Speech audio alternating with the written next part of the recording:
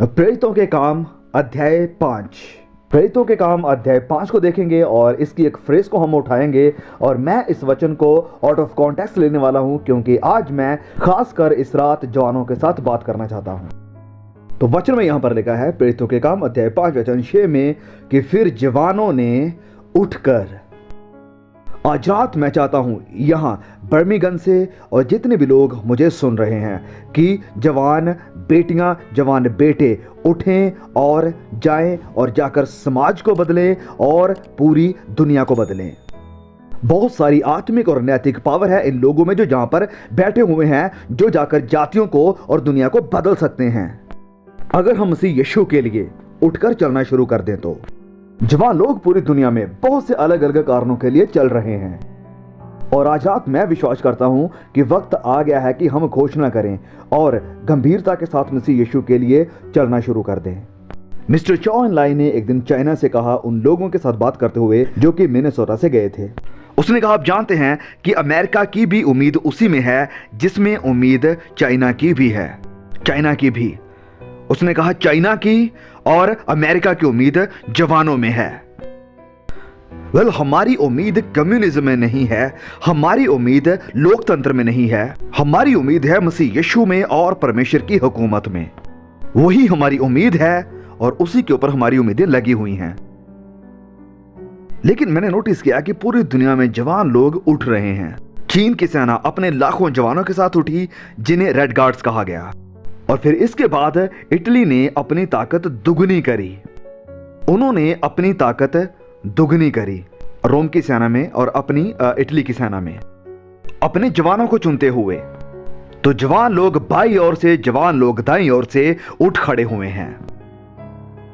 अब मेरी पीढ़ी में 30 साल पहले वह लड़े एक युद्ध में जिसमें लाखों लोग मर के नाश हो गए।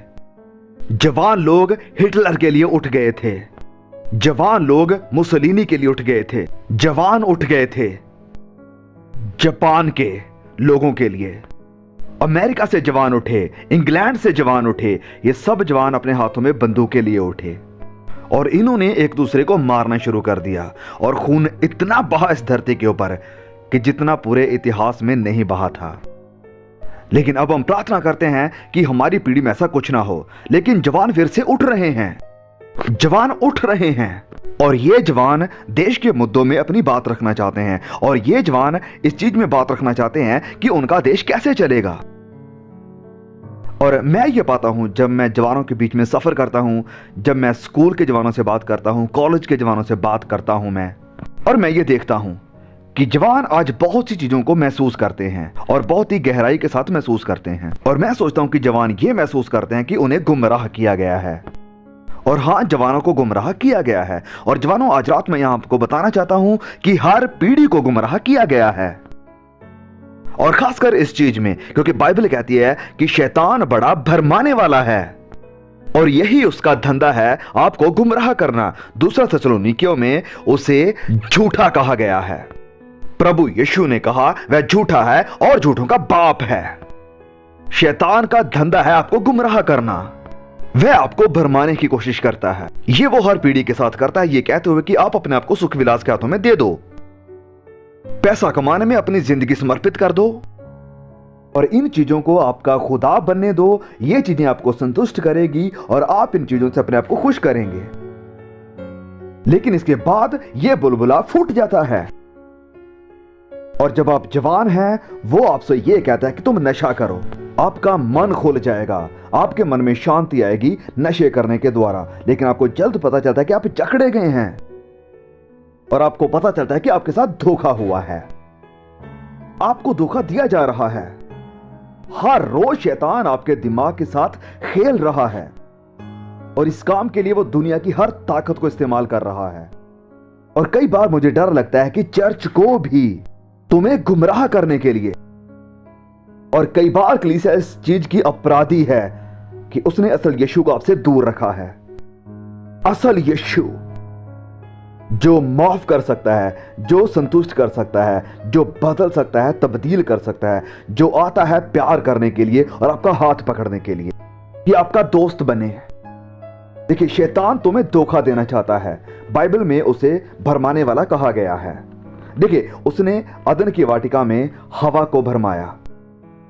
उसने उसे गुमराह किया यह मनवाने के लिए कि अगर वो उस फल से खाती है जिससे परमेश्वर ने मना किया है तो वो परमेश्वर के जैसे बन जाएगी। उसने कहा तुम मरोगे नहीं, कोई न्याय नहीं होगा, कोई नरक नहीं है। और वह इस बात को मान गई। उसने झूठे का विश्वास कर लिया।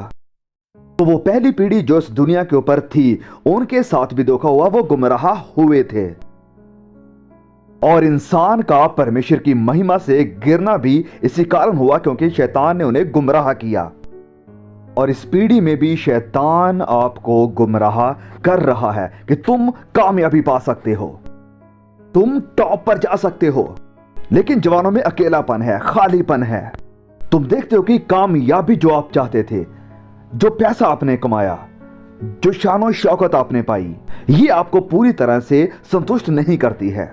एरिक सीगल, जो कि प्रेम कहानियां लिखता था, एक न्यूज़पेपर में उसके बारे में लिखते हुए कहा कि वो कहता है कि मैं नहीं जानता मैं कहां जा रहा हूं, लेकिन मैं कल्पना करता हूं कि जहां कहीं भी ये होगा मैं अकेला हो जाऊंगा।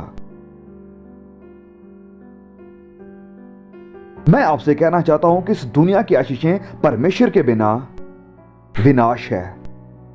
प्रभु यीशु ने कहा कि धनी के लिए परमेश्वर के राज्य में प्रवेश करना कितना मुश्किल है। उसने कहा कि लालच से बचे रहो।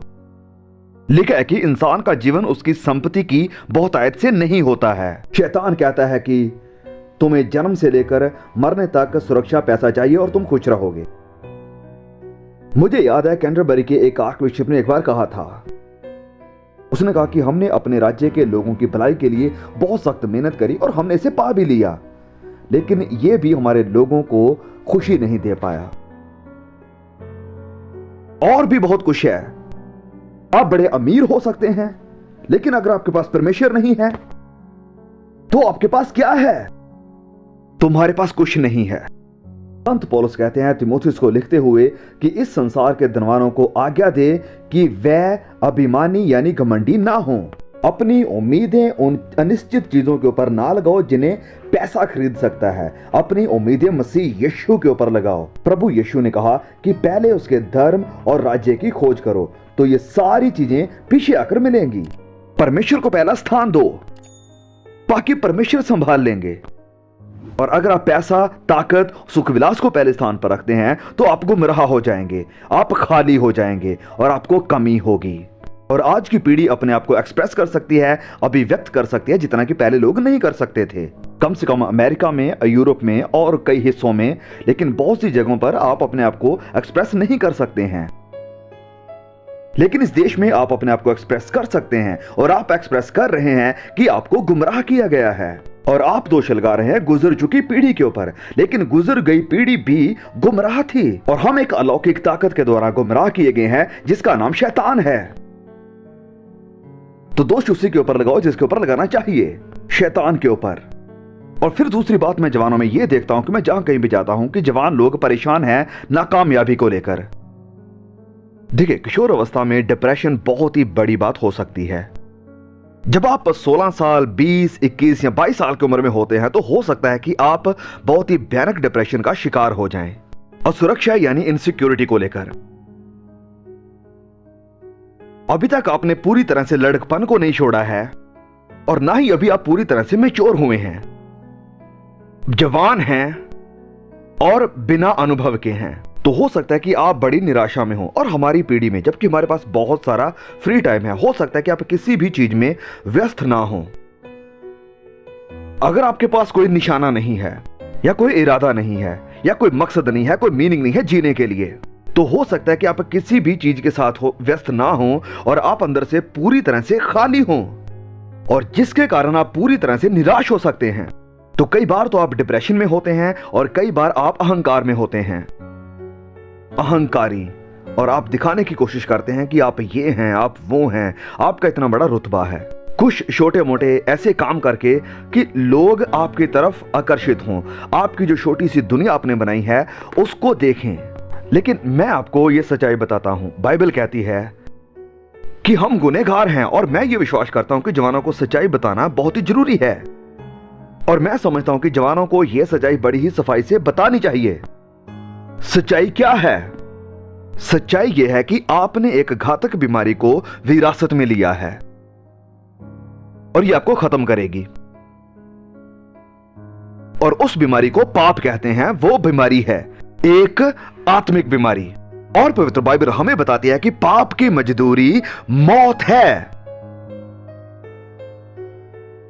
अब आपको यह बीमारी है और इसका कोई भी इलाज नहीं है। आप किस बीमारी का? यह आप सबको मारेगी। इंसानों के लिए एक बार मरना नियुक्त है और इसका एक ही इलाज है, एक ही पक्का इलाज। और यही कारण था कि प्रभु यीशु इस धरती पर आए। वो आए और अपना लहू बहाया। यह इलाज है जो पिता ने आपके लिए मुहैया किया है। सिर्फ यही एक इलाज है उस बीमारी का जो हम सबको है। आपको यह बीमारी है, भले चेहरा आपका सफेद है या काला है या भूरा है या पीला है। आप चाहे कोई भी भाषा बोलते हो, एशिया की, अफ्रीका की, आप कुछ भी हैं या आप कोई भी हैं, यह बीमारी आपको है और यह आपको मार डालेगी। यह आपको शारीरिक तौर पर मारेगी, आप मर जाएंगे। यह आपको आत्मिक तौर पर मारेगी, क्योंकि आपके मरने के बाद आपकी आत्मा अनंत के लिए, हमेशा के लिए नरक की आग में जाएगी, प्रभु यीशु की शिक्षा के अकॉर्डिंग। एक खोई हुई आत्मा सदा के अंधेरे में घूमती रहेगी, दूर, परमेश्वर से दूर, अपनों से दूर, हर एक भली, अच्छी, प्यारी चीज से दूर। प्रभु यीशु ने इस जगह के बारे में कहा कि वो नरक है। और आप में से बहुत से ऐसे लोग हैं जो अभी भी खोए हुए हैं और नरक की जिंदगी जी रहे हैं, यहीं पर नरक। और अगर आप मसीह यीशु से बाहर हैं, बाइबल कहते हैं कि आप इस बीमारी के शिकार हैं और पाप की मजदूरी मौत है। हर जान जो गुनाह करती है मरेगी। आपके ऊपर मौत की सजा है और आप बस फांसी दिए जाने का इंतजार कर रहे हैं। और इसका इलाज सिर्फ एक ही है, एक ही अमृत जल, एक ही दवाई जो काम करेगी। इसकी गारंटी परमेश्वर देते हैं। मैं जानता हूं यह काम करेगी। इसने हर पीढ़ी के हजारों लाखों लोगों के लिए काम किया है जिन्होंने मसीह यीशु के ऊपर विश्वास, भरोसा रखा है। यह आपके लिए भी काम करेगा अगर आप यीशु पर विश्वास करें। हां, शायद आप नाकामयाबी को महसूस करते हो। तो जब आप ऐसा महसूस करते हैं तो आप क्या करते हैं? कुछ लोग गलत कामों की तरफ चले जाते हैं। एक दिन मैंने न्यूज़पेपर में पढ़ा लिखा था कि बिली ग्राम कहते हैं कि सेक्स करना पाप है। यह झूठ है।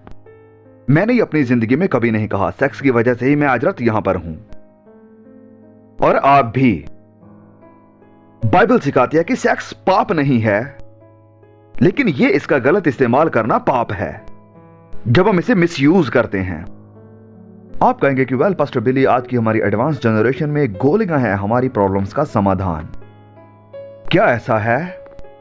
तो फिर क्यों इलिजिटिमेसी यानी अवैधता आज हमारी जनरेशन में ज्यादा है जितना पहले नहीं था? तो फिर क्यों वीडी महामारी की तरह पूरे देश में फैल रही है और एक बहुत ही भयंकर बीमारी बन चुकी है हमारे देश अमेरिका में? बाइबल कहती है कि व्यभिचार से भाग। बाइबल कहती है कि शादी के बाहर संबंध बनाना गलत है, गुनाह है। क्यों ना मैं इसे वैसे ही बताऊं जैसे है, जैसे यहां पर मुझे बाइबल बता रही है। आप शायद इससे सहमत ना हो और ना ही मैं कह रहा हूं कि आप इससे सहमत हो। मैं जबरदस्ती इसे आपके गले में उतारने वाला नहीं हूं, आप खुद अपना फैसला कर सकते हैं। लेकिन मैं कह रहा हूं कि यह वचन कहता है कि शादी के बाहर संबंध बनाना गुनाह है। और बाइबल कहती है कि अगर आप ये गुनाह करते हैं तो आपको कीमत चुकानी पड़ेगी, इस दुनिया में भी और आने वाली दुनिया में भी। यह गुनाह है। और फिर हजारों ऐसे जवान हैं जो कि नाकामयाब हैं इस दुनिया में और नाकामयाबी के कारण वो आत्महत्या करते हैं। आज कैंपस यूनिवर्सिटीज में यह दूसरा बड़ा किलर है, सुसाइड। फिर कुछ नशे में चले जाते हैं। मैंने एक दिन पढ़ा कि अमेरिका के 6% जवान बहुत ही सख्त नशे का शिकार हैं। मेरे लिए यह विश्वास करना मुश्किल था। और इलाज कोई नहीं है। अमेरिका की हुकूमत $65,000 खर्च करती है एक नशेड़ी को ठीक करने के लिए, और सिर्फ 1% ही हैं जो बच जाते हैं, ठीक हो जाते हैं। और ये सिर्फ अमेरिका में ही नहीं, वरन यूरोप और पूरी दुनिया में है। और ये बड़ी अद्भुत बात है। चाइना में वो कहते कि यहां नशा नहीं है, जवान वहां नशा नहीं करते क्योंकि वहां अनुमति नहीं है। लेकिन यहां अमेरिका में पूरी आजादी के साथ हमारे ऊपर यह विपत्ति है, यह कैंसर की तरह है जो हमारी सोसाइटी को खत्म कर देगी। और फिर है अकेलापन। जवान जब चारों तरफ से नाकामयाबी, असफलता को देखते हैं तो वो अकेले पड़ जाते हैं। एक एक्टर ने पिछले हफ्ते नेशनल मैगजीन पर लिखा, वो कहता है मैं 0 लेवल पर पहुंच चुका हूं। वो कहता है मैं स्टेज पर जाता हूं, एक्टिंग करता हूं, मैं कैमरा के सामने जाता हूं, एक्टिंग करता हूं, और लोग सोचते हैं कि मैं एक बड़ा महान व्यक्ति हूं। उसने कहा मैं एकेडमी अवार्ड के लिए नॉमिनेट हुआ हूं, मेरे पास बहुत पैसा है जो इंसान बनाना चाहता है। उसने कहा जब मैं घर जाता हूं तो मैं 0 हो जाता हूं, मैं मुखौटा उतारता हूं तो मैं दुनिया का सबसे तन्हा इंसान हूं। वो कहता है कि किसी का हाथ हो थामने के लिए जो मुझसे प्यार करता हो। मैं आज उस एक्टर से कहना चाहता हूं, अगर वो मुझे सुन रहा है, तुम यीशु का हाथ थाम सकते हो।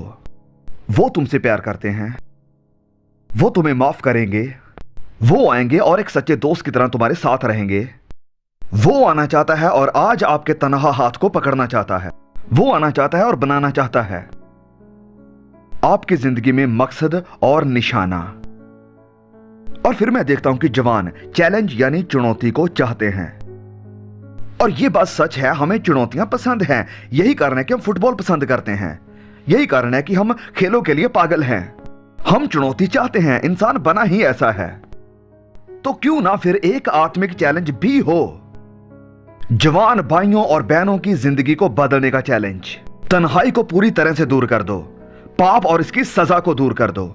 और क्यों ना प्रभु यीशु के पीछे चलने का चैलेंज स्वीकार करें और दुनिया को बदल दें, नफरत को हटा के प्यार के साथ। कितना बढ़िया चैलेंज है आज रात ये। और फिर आखिर में बहुत सारे जवान, मैं जहां कहीं भी जाता हूं या जहां कहीं भी जाने का मुझे मौका मिलता है, मैं देखता हूं जवानों को, वह विश्वास करने के लिए कुछ चाहते हैं जिसके ऊपर वह सच में विश्वास कर सके, और जो लॉजिकल हो यानी जिसमें तर्क हो, कुछ ऐसा जो उनके दिलों को संतुष्ट करे और उन्हें अनुभव दे। नशे का अनुभव नहीं, वरन आत्मिक अनुभव जिसे वह हर रोज अनुभव कर सके। मैं आपको बता दूं कि अगर आप यीशु के पास आ गए तो आपने इसे पा लिया। और इसके लिए आपको बड़े ज्ञानी होने की, बड़े पढ़े लिखे होने की जरूरत नहीं है। आप एक बच्चे की तरह विश्वास करके उसके सामने आ सकते हैं और आपको मसीह का अनुभव होगा। आप उसे अपने साथ पाएंगे, अपने साथ महसूस करेंगे। और यह कितनी खूबसूरत बात है, अपने साथ हर दिन उस ताकत को पाना, मजबूती को पाना, सदा के आनंद को पाना। मायने नहीं रखता कि हालात कैसे हैं। हो सकता है आप हॉस्पिटल में हो, आप कहीं भी हो, आप जयवंत हो सकते हैं। सारी निराशा के ऊपर, चिंताओं के ऊपर, सारी शारीरिक मुश्किलों के ऊपर इस बड़ी ताकत के साथ, पवित्र आत्मा की ताकत जो आपके अंदर रहता है। मैं आपको बताना चाहता हूं कि कई बार ऐसा होता है कि मैं प्रभु यीशु को अपने पास महसूस करता हूं। ऐसा लगता है कि जैसे वो मेरे पास ही बैठे हैं, बड़ा आनंद महसूस होता है। कई बार ऐसा लगता है कि खुशी से चिल्लाऊं हालेलुया। और फिर कई बार ऐसा भी होता है कि मैं उसे छू नहीं पाता, उसे बिल्कुल भी महसूस नहीं कर पाता। और मेरी माँ आज यहाँ पर है और मुझे याद है जब मैं स्कूल में था तो मैंने उससे कुछ लिखा, काफी साल पहले, वो शायद भूल गई हैं। मैंने कहा माँ पिछले कुछ हफ्तों से मैं कुछ कर नहीं पा रहा हूँ, मैं प्रार्थना नहीं कर पा रहा हूँ, मसीह यीशु को भी अपने पास महसूस नहीं कर पा रहा हूँ। और उन्होंने कहा बेटे आपने अपनी जिंदगी उसके हाथों में दे दी है, उसे स्वीकार किया है, और भले ही आप उसे महसूस करें या ना करें, वो तुम्हारे साथ है, भले ही आप उसे महसूस ना कर पाए हों। क्योंकि यही वक्त है विश्वास के साथ चलने का, क्योंकि शायद परमेश्वर तुम्हें परख रहे हों। कितनी खूबसूरत बात है यीशु पर विश्वास करना। विश्वास जो दुनिया बदल सकता है, जो आपको बदल सकता है, आपकी दुनिया को बदल सकता है। मैं भी एक रात ऐसी ही मीटिंग में बहुत साल पहले सामने आया था और मेरे साथ सब कुछ नया शुरू हुआ, और ये आज रात आपके साथ हो सकता है। और मैं आज आप सैकड़ों से कहता हूं, सारे जवानों को जितने भी यहां पर हैं, कि अपनी जगह पर उठकर यहां आ जाइए, खड़े हो जाइए इस प्लेटफॉर्म के सामने। और यहाँ आते हुए कहिए कि मैं मसीह यीशु को स्वीकार करता हूँ, मैं चाहता हूँ कि वो मेरा प्रभु बने, मेरा मालिक बने और मेरा उद्धारकर्ता बने। आपके रिश्तेदार और दोस्त इंतजार करेंगे, आपकी बस आपका इंतजार करेगी। सारे जवान बेटे बेटियां आ जाएं और आज उठकर मसीह यीशु के लिए आप चलना शुरू कर दें।